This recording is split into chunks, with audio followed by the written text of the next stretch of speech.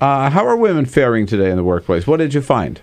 So one of the paradoxes we unearthed in the report is that women are in some ways doing better than ever. They're the majority of college graduates. They're the majority of consumers. They're breadwinners in 2/3 of American families. But at the same time, they are more likely to be poor. 1 in 3 women in this country is living in poverty or on its brink. That is 42 million women and the 28 million children who depend on them. Women are about half the workforce, but they're 2/3 of minimum wage workers. Women are the majority of college graduates, but at the same time, they're making 77 cents on average to the average man's dollar. So we have this paradox of power and powerlessness, and the book explores how we push back. Wow. I mean, you mentioned, and I wanted to ask you about the salary differential. I mean, with all the talk we've heard about pay equity, right, it's still not there. Right. And 77 cents on the dollar. And it's worse for African-American women and Latinas. It's about 64 cents for African-American women and 55 cents for Latinas compared to white men. And one of the new stats we put out in this book is that this isn't just bad for women and their families, it's bad for our economy. So we have new research showing that if we were to close that gender wage gap, we would cut the poverty rate for working women and their families in half and add $500 billion to our GDP. Whoa. Now, when you look, though, around you, we've got, Janet Yellen's a new head of the Fed, right? Of CEO at Hewlett-Packard, the new CEO of GM, right? So, I mean, women are achieving leadership positions where they're always shut out of the boardrooms before. Right. I mean, a lot of them have broken the glass ceiling, but it's not trickling down? Is that... Well, this book is, we've had a lot of conversation from women who are sort of at the top of their careers about leaning in and Anne-Marie Slaughter versus, versus the lean in. And this book is about the 1 in 3 women who are just struggling to find their foundation. The ground beneath them is shaky. They're not thinking about the glass ceiling. They're trying to think about a stable floor. Yeah. And the conversation about feminism oftentimes excludes these women. And so what we want to do with this book is to lift up their voices, their stories. The book includes dozens of stories from women on the brink themselves, as well as top academics, business leaders, political leaders, Beyonce. But it's trying to get everybody to talk about what's often not spoken about, which is the P word, poverty. So when all these programs that, if you talk about minimum wage or you talk about extending unemployment insurance, you talk about food stamps, these primarily affect women, I guess is what you found, huh? Yep, about 2/3 of minimum wage workers are women.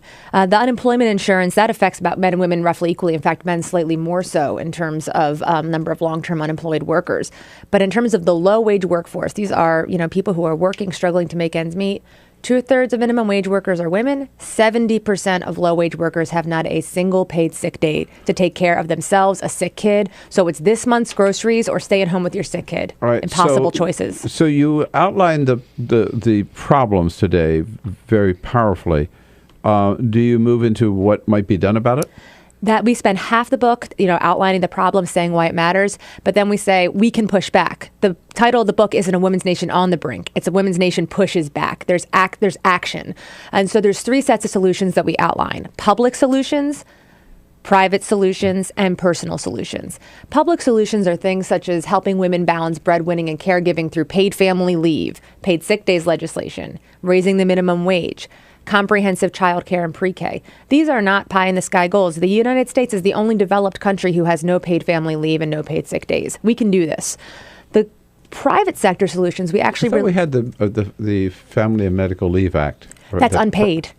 It's unpaid. And so workers at corporations of a certain size can take up to 12 weeks of unpaid leave. Mm-hmm. But only about 12% of private sector employers offer paid leave. And so most employees cannot afford to take 12 weeks unpaid, especially after the birth of a child. All of a sudden, your expenses are skyrocketing. You got diapers, you got formula, you got everything else. Most people can't afford to take 12 weeks off without income. Mm-hmm. And so you see a lot of people going back to work before they're ready, not spending the time they need to, do their caregiving responsibilities, care for themselves. Even ill parent. It's not just people with kids. Your parent is ill. You have a spouse with a disability. People don't have the time that they need paid to take off for those life events that we all experience. And so it's become something that only upper middle class people can do. And we're the only Western nation that doesn't have those? Yes, we're the only Western nation that does not have paid family leave or paid sick days. Oh, we've got a long way to go there. Yes. Okay. How about some of the private recommendations? So we release a brand new, what we call a Thrive Index. It's a set of questions for employers to talk about how they can provide the most opportunity for their low-wage workforce. So some of these things obviously are pay and benefits. Employers can offer paid family leave. Employers can offer paid sick days. Right. But most of the things don't cost a dime. It's about modernizing our workplace's relationship with women, recognizing that people, have families and lives outside of work that they're desperately trying to balance. And so that these are not just things you do because they're nice for your workforce. They're things that you do because they create effective and efficient workplaces that reduce turnover and increase the bottom line. These are things like, making sure people have predictable or flexible schedules as they need to be able to do their work. It's things like making sure that people can take time, 5 minutes out of their day to make a phone call if they're a caregiver to check on their sick kid. It's basically respecting your workers as caregivers as well as breadwinners. And most of those things don't cost a dime and will increase loyalty of your workforce. And among the personal recommendations is what, just raise hell? Well, raise hell is always, I'm always for raising hell. But we talk about getting an education. We talk about family planning. We talk about things women can do to keep themselves off the brink, to push back if they're already on. And we introduce a new curriculum called Life Ed. It sort of replaced the home ec of, many years ago, right. That women need to get financially literate. They need to have the tools at their disposal to make the best possible decisions for them and their families. We have to challenge the structural issues that they're facing and also empower them with information they need to make the right choices. It's so funny. That's just a flash from the past. Obviously, this was a long time ago, but I remember when I was in middle school, nobody questioned it. Girls took home ec. Yep. And boys took wood shop. Right. It was the same hour, and we all had it in different. And that was sort of, imagine the lesson, right? That's being taught there, right? And this is your place. Yeah. You learn how to cook and how to sew and how to iron, and over here you learn how to make things, right? And we conducted focus groups with girls and their moms. The Aspen Institute, Ascend at the Aspen Institute, wrote the Personal Solutions chapter, and they conducted focus groups in conjunction with the Shriver Report, asking girls and boys and their mothers, "What do you wish you had known, or what do you need to know?"